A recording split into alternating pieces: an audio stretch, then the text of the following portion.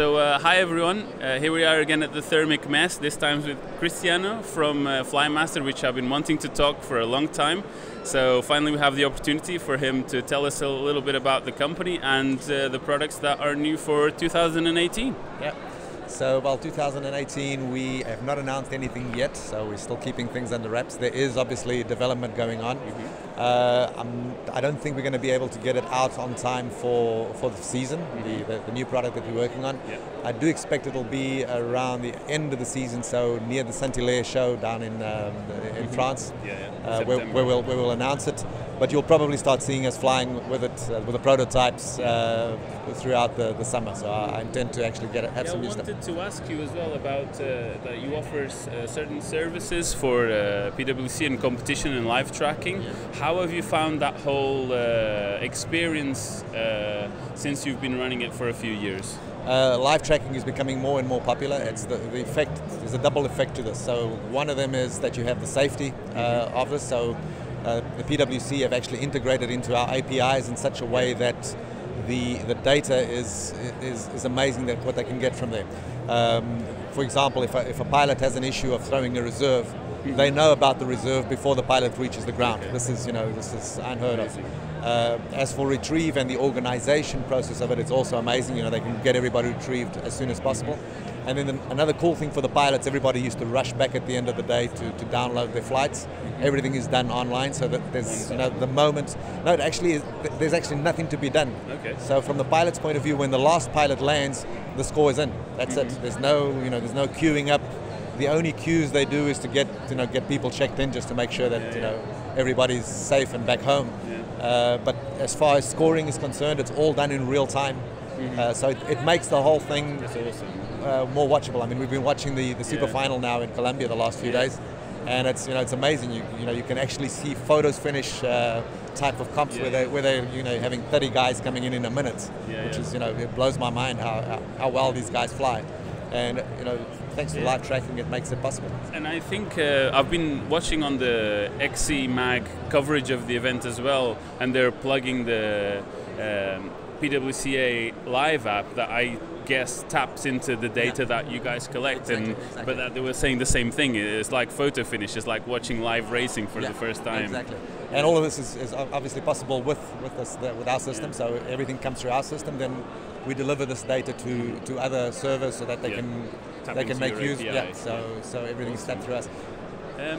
I was going to ask as well, just for those, because we have a lot of viewers that are maybe not fully familiar with Flymaster, maybe they're not even into free flight so much, they do paramotoring, a lot of American viewers as well.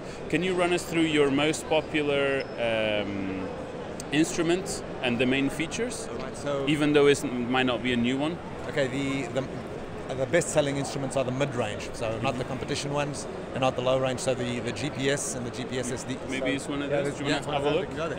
Yeah, so the GPS SD, let me just put the phone down. I need that now. So the GPS SD, it has basically everything that you have on the live, with the difference that, so the SD Plus, which is the one that's got the live tracking built in. It does everything that the live or the nav does, except for the competition stuff. Okay. So we've taken out the start gates, we've taken out the optimization of glide to goal type of thing. What altitude should I leave to get to the goal at the right time? So that's been taken out, and obviously because of that we've reduced the price. So this appeals to the public who actually flies just for fun. Very recently with the live tracking stuff, we added in something called buddies, and the cool thing about that is you put in the serial number of the device of your buddy who's also flying one of these live enabled instruments. And what happens is if you put in his number and he puts in your number, the system recognizes that you want to share this information amongst you. And so in flight, in real time, you get on the map information about where is your buddy, how high it is, when was the last time he was seen, because he might be offline for a while, so you get all of that information. And it's really cool if you're flying together and you sort of you're in a thermal and you lose sight of your buddy that you're flying with, or your buddies. You can put on up to 8 buddies, and if you lose track of where they are, it's really easy to find them and follow them. We did this year when we were still experimenting with the prototypes, and it was actually quite amazing how cool it is to actually know where all your friends are. Have you heard of a project, open hardware project called Airware? That is about that? Yes, I have. Yeah. Because they wanted to integrate it with other equipment manufacturers as well for that reason, because it does a similar thing. Well, we did have we had a meeting of all the manufacturers had a meeting about this. The problem with Airware is that there's some limitations related to the actual the transmission distances, the antennas that you need to have on these things, which are pretty bulky. That's the first point. And then secondly is the amount of data that you can actually have in real time going between the different instruments. What we've done is we've taken the live tracking, which allows a lot of data to be sent, so you can send precise second by second data, and combine that information which is going around the system to actually be sent to each of the instruments for the buddies stuff. Okay, so that's why we haven't integrated. Mainly, our main concern at the moment for integrating something like that is the antenna sizes. It's a little bit of an issue, and we've thought about, if we're going to put an antenna on this, you need an external antenna. It's going to be something sticking out on the side here. And from personal experience, that will get tangled in the lines and it will get broken in no time.